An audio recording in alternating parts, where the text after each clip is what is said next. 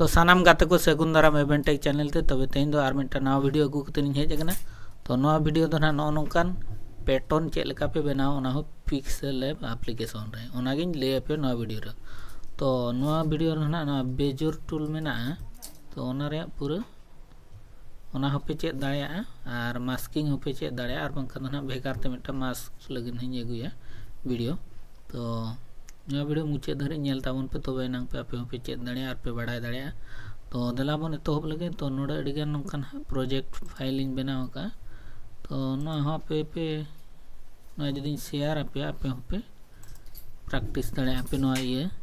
नोडे अडिगान project in बनाव का नोंका pattern no ना मिटटाम पैटर्न। तो नो मिटटाम पैटर्न नेल दाड़े कना पे आर उनका गे अडिगान। तो नो नोंकान साकाम हो पे बनाव दाड़े।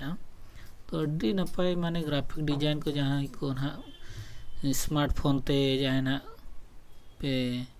बनावे उनको को लगिन ते। तो अड्डी नपाय नवा पिक्सेल लैब एप्लीकेशन तो अड्डी नपाय नपाय ग्राफिक डिजाइन पे बनाव दाड़िया। तो आर पे नेल दाड़िया तो नोंकाना को पे बनाव दाड़िया। तो नोंका अड्डीगान लिंग बनाव का नोंकान नोंकाना पोस्टर डिजाइन को। तो नोंका पे बनाव दाड़िया। तो दला नितो दो नवा को ना ये कथन मूड ये खन नहीं ले आपे एतोहब खन। तो गाते को तो नोना पे नेल के स्क्रीन है रोटेशन कते लिन ये ना दो डिलीट रेडी का। तो नोडे आपे नोडे खन पे चला इमेज साइज नोडा अब बन दिया 16:9 रेशियो एनखान दो अब नोडे दो 19 20 ओना तम नोआ दो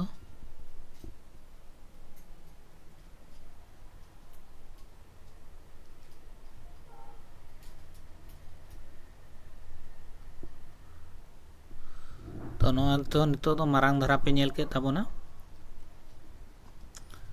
तो नो नोडे बन क्लिक नो नोडे चिन्ह तो माउस बाय के मुके तीते ना लिन टोजिया। तो नुई पे नेले नुई दो बेजोर टूल। तो नुई रे जदी मास्टर नोआ चितान रे पे चेद का इनखान दो पूरा पे मोबाइल फोन ते बार बंग स्मार्टफोन ते मिटांग ग्राफिक डिजाइनर पे बना दाड़िया। नुई टूल जदी जहां पे चेद किया तो नोआ ना इनहाइन ले आपया। तो मिटांग जिनिस बन बना नोडे बेजोर टूल नो नोका लिन ये किया। तो नो नोडे पे नेल किया नुई मेनाया नुई खान दो नो बन ये दाड़े पूरा हैंडल ते हंते नाते बन ये दाड़े। नो नोडे लिंग क्लिक के खान हैंडल दो बनुआ नो चितान रे जदी लिंग क्लिक किया नो नोडे इनखान दो नो हंते नाते बन मूव दाड़े हंते नाते बन इदी दाड़े। तो नो नोका पे नेल के तबना आर उनका गे नुई पॉइंट मेनाया नुई दो कंप्यूटर भाषा ते ना नोट्स को मेना। तो नुई जदी बन क्लिक किया नो नोडे इनखान दो नोय मिटांग पॉइंट एनाय आर जदी ऐड सना बोना इनखान दो नो नोडे बन क्लिक तायम आर बन ऐड दाड़िया को। तो नोडे जहां रे बन क्लिका नोडे चला पॉइंट नो नोका आ नो नोडे जदी नुई नोडे पे क्लिक या नुई नो नोडे इनखान नोडे दो जॉइंटवा नोडे जॉइंट ना जॉइंट करते नो फिल पे एम दाड़िया नोडे फिल मेना नो नोका फिल ना। तापर नो स्ट्रोक कलर विड्थ नो पे एम दाड़िया स्ट्रोक विड्थ। तो नो पे नेल के ताबना तो आर ना हो मेना ओना अनुसार उनका ये नोआ खान दो नो नोका। तो नोका नोआ पे नेल के ताबना ओना तायम आनो नुई पे नेल कना नुई दो स्केल हुडिंग मारांग दाड़िया आबन। ओना तायम नुई पे नेल कना नोते ना ये नुई दो रोटेशन दाड़िया आबन नोका पे रोटेशन दाड़िया। तो नुई ना नोका लिंग डिलीट गिडी काय कना आ नुई बेजोर टूल नुई चितान पे क्लिक ले ना नोडे जहां पे हंते नाते दाड़िया हैंडल। तो नुई दो ना लिंग ये कना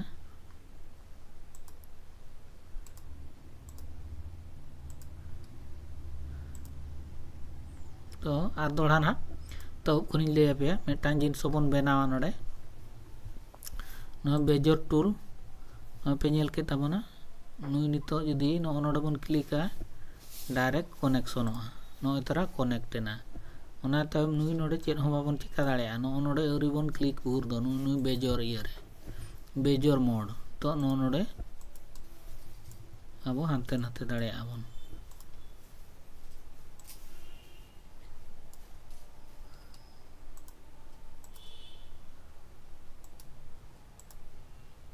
तो नुई ना माउस ते उना चेहरा पहले बाय कमी कना तो ना बन डिलीट गिडी कारगे बाय ये लेना नोडे आर दोड़ा बेजोर तो नोडे नुई लिंक क्लिक कना नोडे जॉइंट ना तो नोडे बन क्लिक नो तरह हैंडल हेजना तो नौका पे चेहरा पे बनाव दाड़ेया मिटांग बाहा पे बनाव दाड़ेया जहाना गे पे मिटांग पे बनाव दाड़ेया तो नौका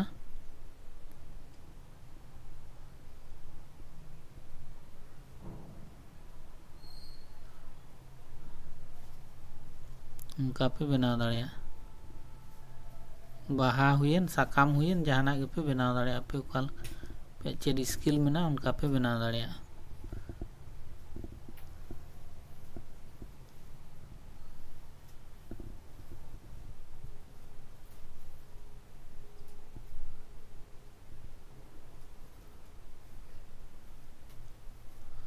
तो नौका चेहरा उनका पे हैंडल तब ये या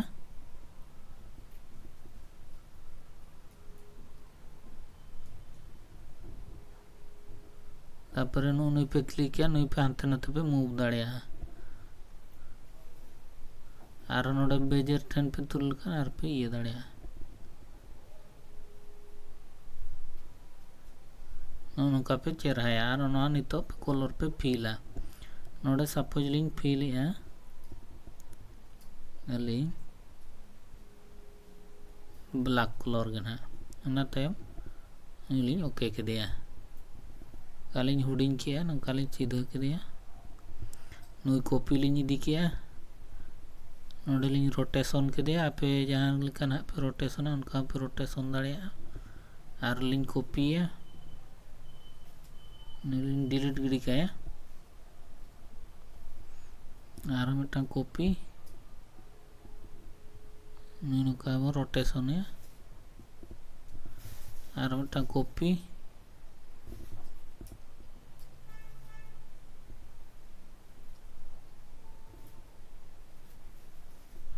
तो नौका पे बनाव दाड़ेया तो नौका कते नोडे लेयर पे क्लिक नुकु जो पे सिलेक्शन को नोडे लिंग कॉपी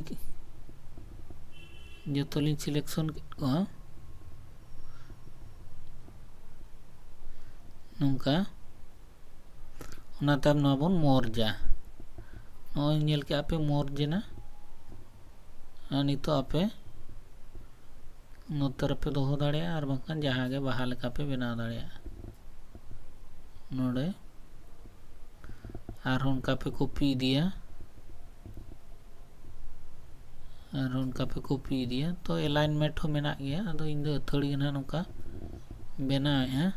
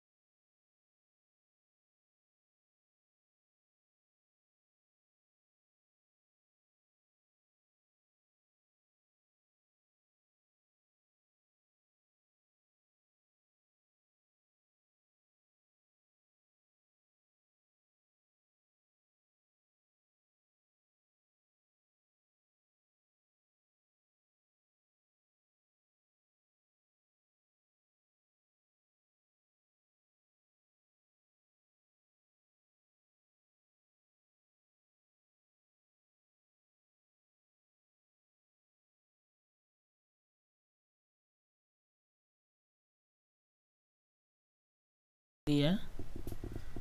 नोडे वाइट रे नोका नेलना तो नो पे नेल केट ताबना नोका पैटर्न पे बनाव दाड़िया तो नो मिटाम पे नेल केट ताबना आर मिटाइन ले पे ओका लकन तो नो जतो लिन डिलीट गिडी का को कना नुकु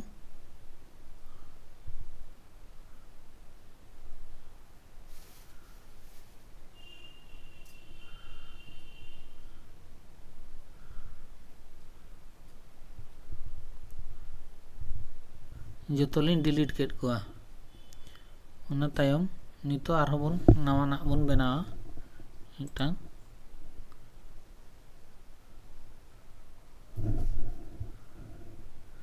नई पे नेले कना बेजोर टूल तो माउस पॉइंटर ते हो आर बांखान दो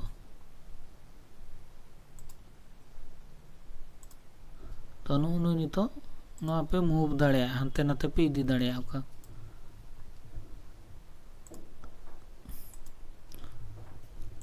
तो नितो नो जहाँ सेन के पे इदी दाड़िया ओंडे खन पे तो होब दाड़िया पे कमी सपोज नो नोडे खन लिन एहोब एन हा तामने नुई बन क्लिक किया उना तायम नोडे लिन क्लिका नोडे लिन क्लिका नोडे लिन क्लिका नोडे नोडे उना तम नोडे ऑटोमेटिक कनेक्शन और बखान नोडे क्लिक तपे ये दाड़िया नोडे लिन ये किया तो नितो मिटाम बन बनावा अब नोडे क्लिक आबन बेजोर रे तो नुई ना बाय गानो कना ती ते नंग गानो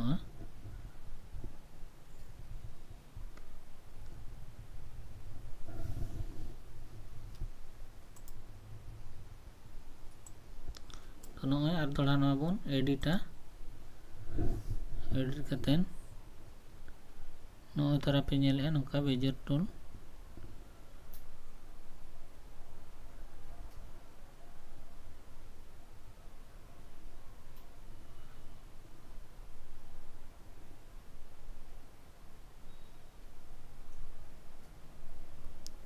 तो मिटा साकाम ना बन बनावे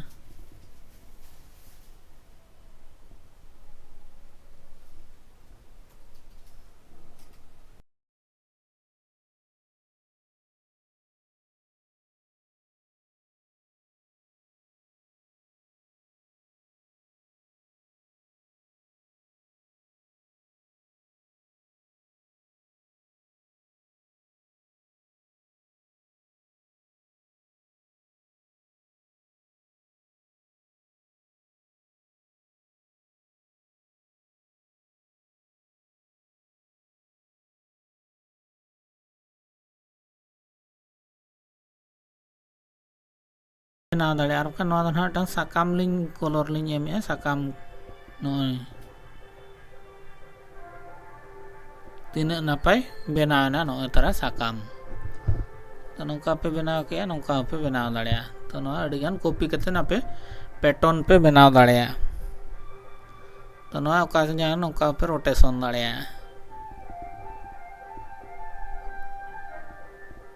नोय तीन नापाय साकाम पे बनाव दाड़े तो उनका के आर हो सेप खन हो पे बनाव दाड़े नोडे सेप जुदी नुई सेप पे इदी किदिया नुई कलर सपोज नुई कलर लिन इदी किदिया नुई पे रोटेशन या रोटेशन कते नोका पे हुडिंग किदिया नुई कॉपी पे इदी किया नुई कलर पे चेंज या नोडे कलर एटागा पे एमा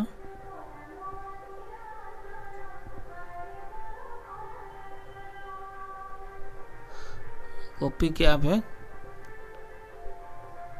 नोडे अगू कतन पे दोहोया नुई नितो कलर पे एमा नोडे कलर तो आर मिटांग बन कॉपी या कॉपी किदेयालिन नोडे आपे पे दोहो दाड़ेया नई कलर पे एमेया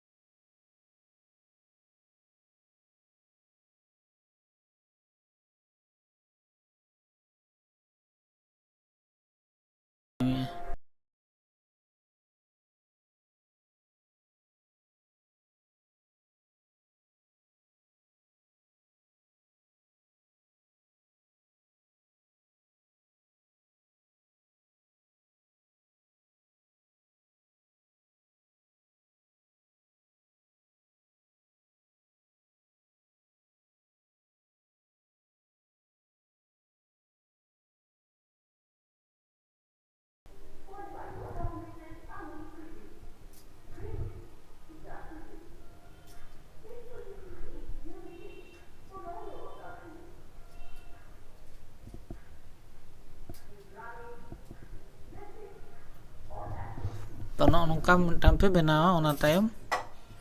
नुकु पे आपे सिलेक्शन को मर्ज को आपे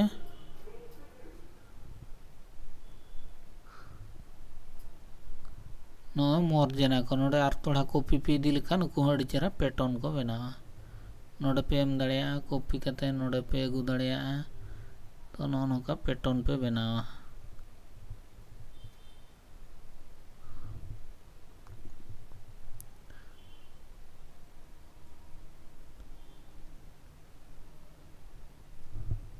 तो नोका पैटर्न पे बनाव दाड़िया और उनका गे अड़ीगान नोडे पे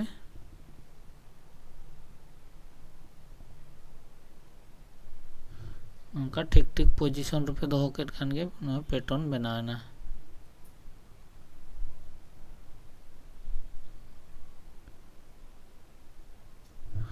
तो नोका पैटर्न पे बनाव दाड़िया आपे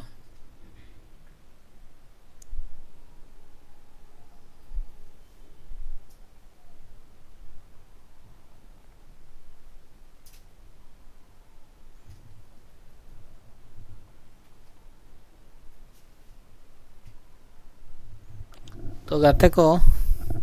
तो नेल के तब पे नोका पैटर्न पे 3D डिजाइन पे बनाव दाड़िया तो आर मिटांग बेजोर तने लई आपे कना तो नोडे जतन लई छु बाहर पे तो गाते को आशाई नवा वीडियो पे कुसिया जुदी पे कुसिया इनखान दो लाइक ताबन पे शेयर ताबन पे और जहां को नवा चैनल पे नवा गया सब्सक्राइब ताबन पे तो तेहना वीडियो दो निना रगिन तुकुम दोया मा तबे दो सनाम को जोहार।